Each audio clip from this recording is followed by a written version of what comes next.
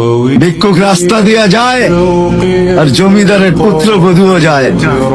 একজন সামনের থেকে আসতেছে, একজন সামনের দিকে যাইতেছে।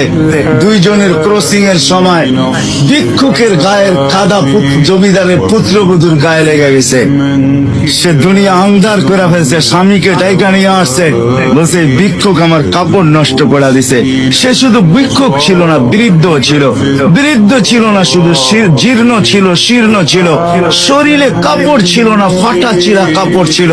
পায়ে জুতা ছিল না, পেটে ভাত ছিল না। জমিদারের পুত্র সইতে পারে নাই, যৌবনী শক্তি সয়তো সয় কি করে তার স্ত্রীর গায়ে ভিক্ষুকের কাদা। বস সমগ্র শক্তিকে হাতে জমা করা, একত্র করা বৃদ্ধের গালে বসায়।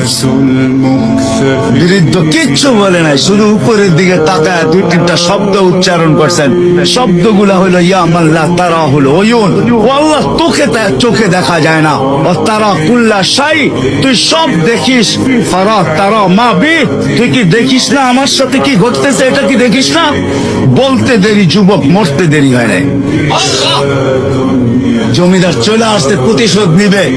বৃদ্ধের একদিকে মুস্কি হাসি, একদিকে বলতেছে প্রেমের খেলা এমনই হয়। জিজ্ঞাসা করছে কিসের প্রেমের খেলা রে? বলছে ওর প্রেমিকার গায়ে আমার কাদা লাগছে, পায়ের কাদা লাগছে, ও সইতে পারে নাই। যৌবনী শক্তি দিয়ে আমার বৃদ্ধ গালে বসায় দিছে। আমাকেও একজন ভালোবাসে, সেও সইতে পারে না। সেও সইতে পারে না, ও তো থাপ্পড় দিয়া খান তো সে জান নিয়ে নিছে, জান।